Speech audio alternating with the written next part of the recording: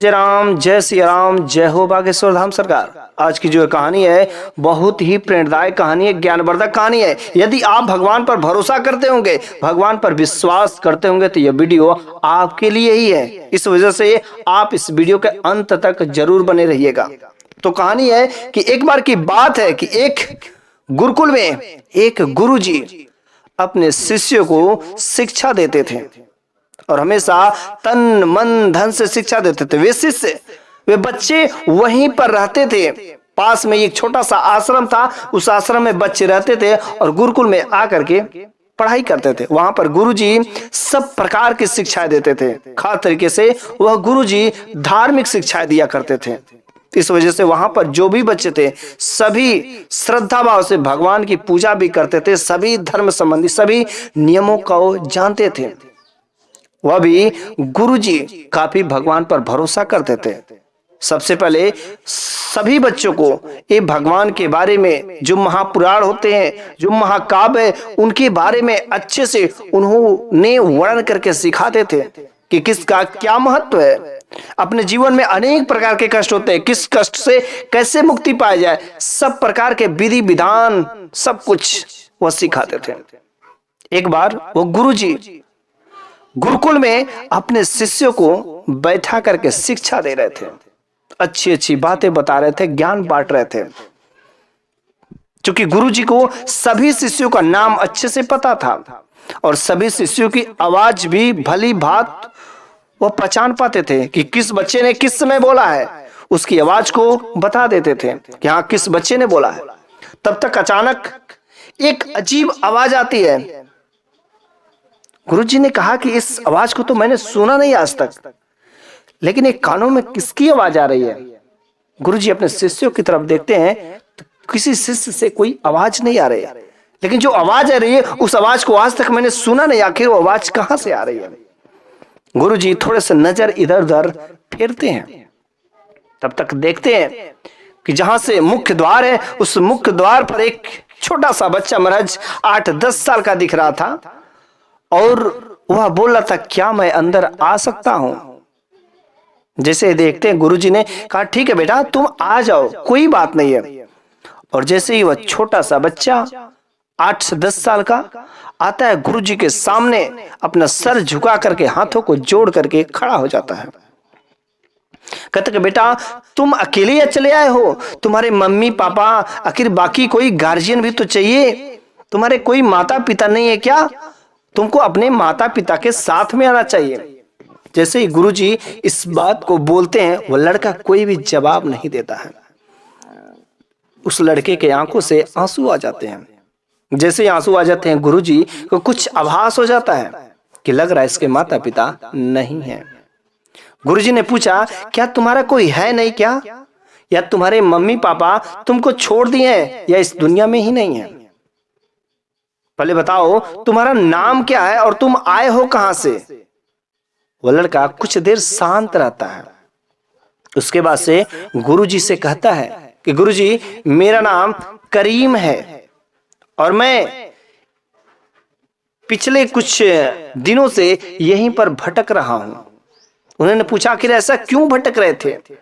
उन्होंने कहा कि मैं जिस गांव में रहता था उस गांव में काफी तेज से बाढ़ आई थी और उस बाढ़ में मेरा घर और मेरे मम्मी पापा सब लोग बह गए। केवल मैं इकलौता बचा था, बहते बहते इधर चला आया था और तभी से मैं भटक रहा था। लेकिन मेरे को भी बहुत अच्छी अच्छी बातें, ज्ञान की बातें, सनातन धर्म, ये सब धार्मिक बातें मेरे को भी जानने की जिज्ञासा है। गुरुजी ने कहा लेकिन तुम्हारे नाम से तो पता चलता है कि तुम एक मुसलमान हो और तुम मुसलमान तो कुरान की बातें पढ़ता है और वो मस्जिद में जाता है पढ़ने, तुम यहां पर क्यों आए हो पढ़ने? गुरुजी ने ऐसी बात जैसे ही कहा उस लड़के ने कहा नहीं गुरुजी मेरे को उसमें कोई इंटरेस्ट नहीं है, वहां पर मेरे को तो इस सनातन धर्म में थोड़ा जानने की जिज्ञासा कि आखिर ये चीज क्या होती है। यहाँ की बातें मेरे को जानने की बहुत मैं इच्छुक हूं। मेरे गांव में बहुत सारे लोग हैं, वहां पर मैं कोशिश करता था जाने को कि सनातन धर्म के बारे में, हिंदुत्व के बारे में, इस भगवान के बारे में मैं जानने की कोशिश किया, लेकिन कभी मेरे मम्मी पापा ने साथ नहीं दिया। इस वजह से आज मेरे को मौका मिला है और आज मेरे को अपने शरण में ले लीजिए, अपना शिष्य बना लीजिए और मैं भी धार्मिक की बातें, धार्मिक ज्ञान जानना चाहता हूं। उस गुरु ने जैसे इस बात को सुना तो बड़े ही अचंभित हुए। एक मुसलमान एक कैसे हिंदू की सब बातों को करने के लिए तैयार है। उन्होंने कहा चलो ठीक है बेटा, कोई बात नहीं, तुम्हारे मम्मी पापा नहीं है, यदि तुम यहां पर भी आए हो तो मैं तुम्हें अपना शिष्य बनाऊंगा। ऐसा नहीं कि मैं अपना शिष्य नहीं बनाऊंगा। चलो ठीक है, अब से तुम्हारी पढ़ाई यहीं पर शुरू हो जाती है। वह लड़का दिमाग से बहुत ही तेज था।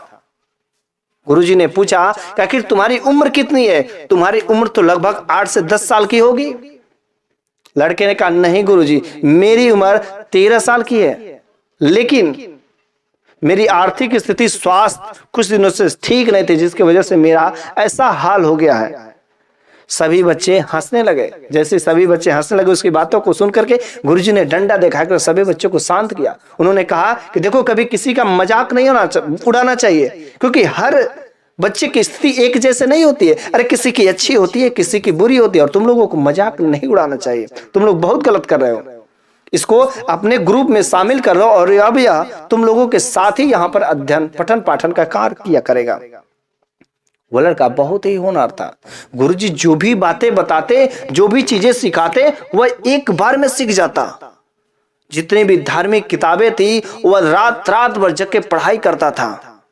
गुरुजी को पूछते जैसे ही कोई बात, सबसे पहले यही उत्तर देता था। गुरुजी बड़े अचंभित हो जाते थे कि यह मुसलमान का बच्चा है और कैसे इतना तेज तर्रार कैसे हो सकता है। लेकिन गुरुजी के शरण में आ गया था, इसलिए वह अपना शिष्य मानते थे। उनको अपने शिष्य पर गर्व होने लगा था कि हाँ, ये तो मेरा शिष्य है।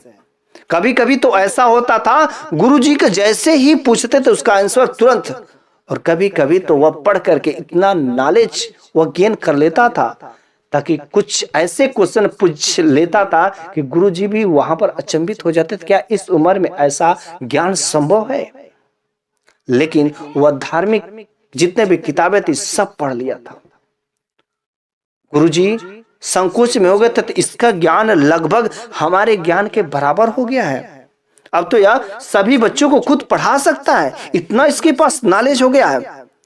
लेकिन उसके अंदर कहीं ऐसी वैसी कोई भावना नहीं थी। वह हमेशा अपने गुरु को गुरु ही मानता था। कभी उसको घमंड नहीं हुआ कि मैं इतना पढ़ सकता हूं, अब तो मेरे पास इतना ज्ञान हो गया है कि मैं इनको खुद बता सकता हूं। ऐसा कभी नहीं हुआ। फिर और एक दिन की बात हुई कि गुरुजी ने कहा कि एक छोटा सा परीक्षण किया जाए, क्या इस बच्चे का माइंड वास्तव में इतना तेज है। गुरुजी ने एक छोटा सा परीक्षण किया और उस परीक्षण में भी सबसे 1 नंबर का यही शिष्य आया था।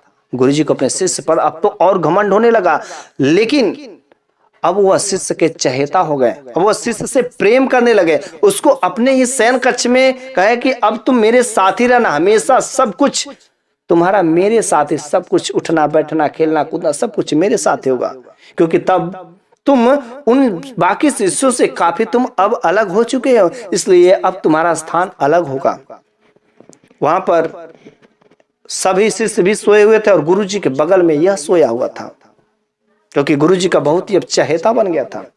एक दिन गुरुजी कहीं पर किसी शादी में गए थे और वहां पर ज्यादा खाने की वजह से गुरुजी का तबीयत खराब हो गया। उनका पेट गड़बड़ हो गया, पेट में दर्द शुरू हो गया।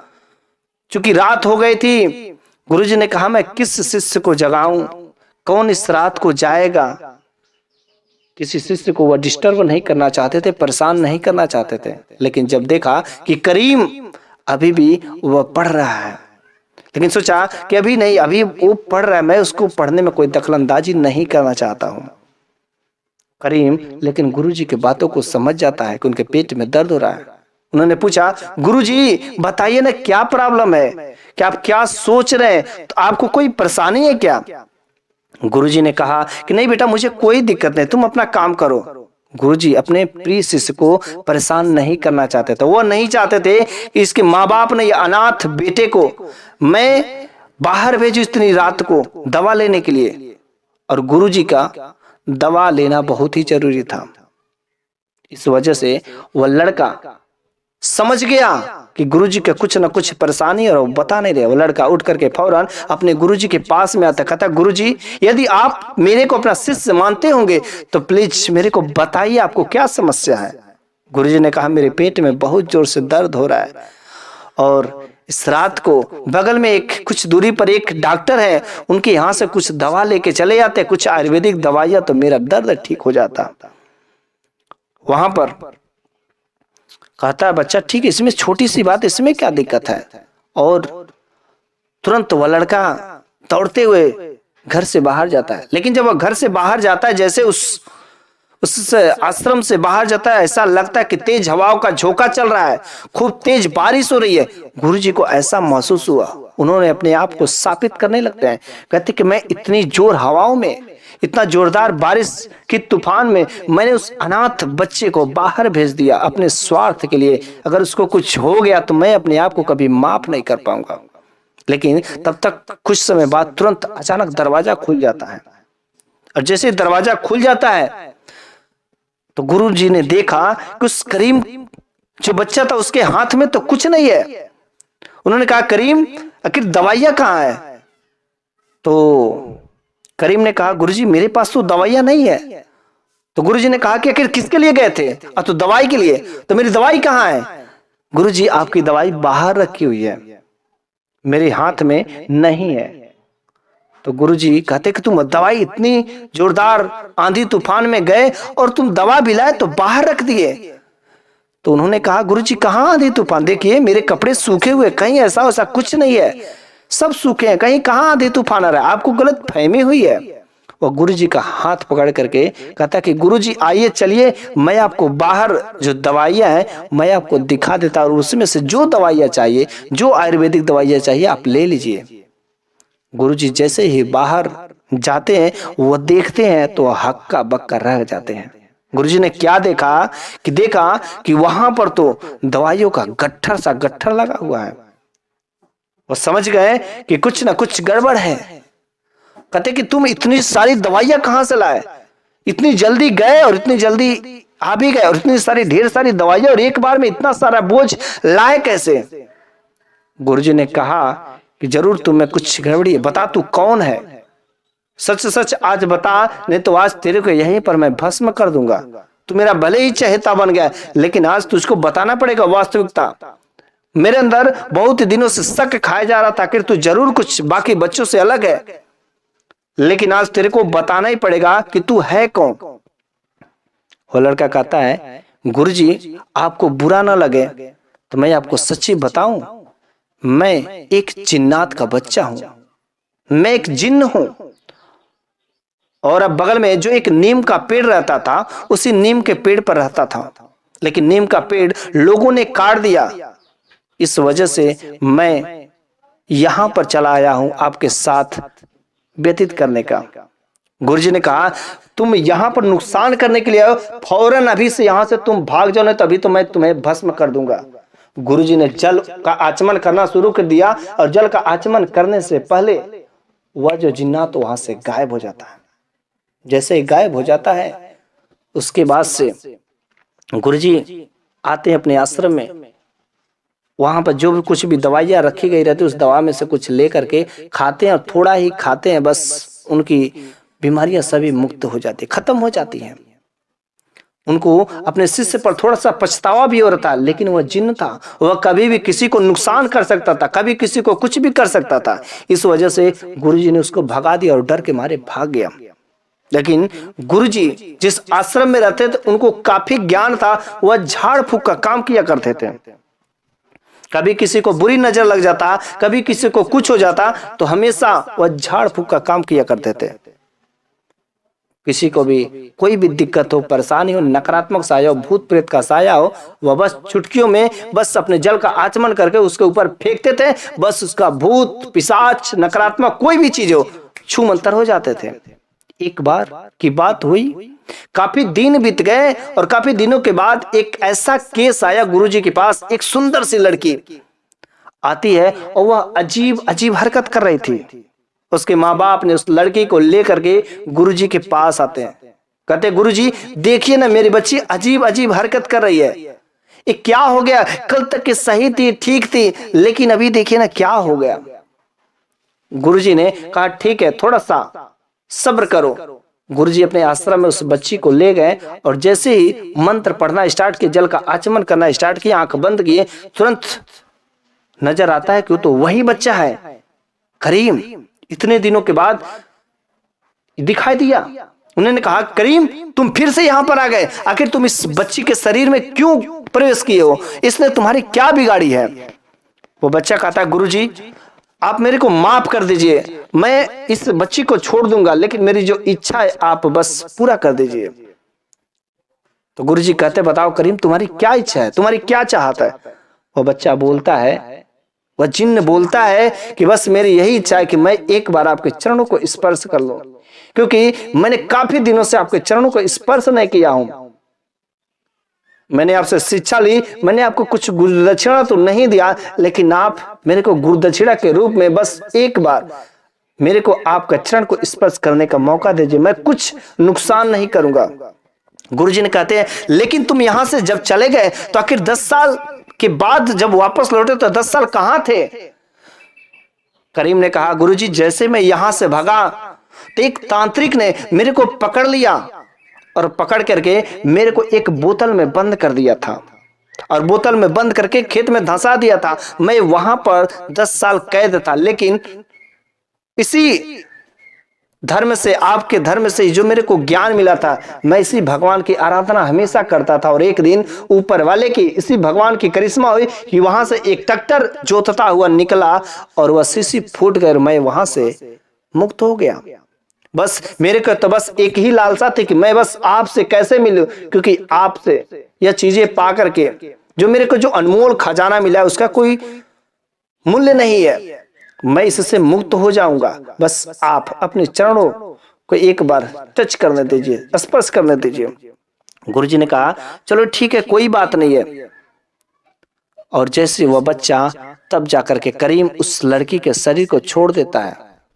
गुरुजी ने कहा अब आप अपने बच्ची को ले जा सकते हैं, आपकी बच्ची मुक्त हो गई है, अब किसी प्रकार का कोई कष्ट नहीं है। करीम अपने उस गुरुजी को चरणों को स्पर्श करता है और वहां पर गुरुजी को कोटि कोटि धन्यवाद देता है कि आपने मेरे को अपना शिष्य बनाया, इसके लिए आपको कोटि कोटि धन्यवाद। अब से मैं गुरुजी कसम खाता हूं कि अब मैं किसी को कोई नुकसान नहीं करूंगा और आप मेरे ऊपर अपना मंत्र पढ़ करके जल का आचमन कर दीजिए ताकि मैं इस जिन्न योनि से मेरे को मुक्ति मिल जाए। उसके बाद से गुरुजी ने उस बच्चे के ऐसा कहने पर उसके ऊपर जल का आचमन करके जल छिड़का और उसको वहां से मुक्ति मिल जाती है। तो ऐसा था इस सुंदर सी कहानी। हमें अपने धर्म पर गर्व करना चाहिए, क्योंकि इस धर्म में इतनी ताकत है कि किसी को भी कंट्रोल कर सकते, किसी को भी कुछ सिखा सकती है। जय जय राम, जय सिया राम।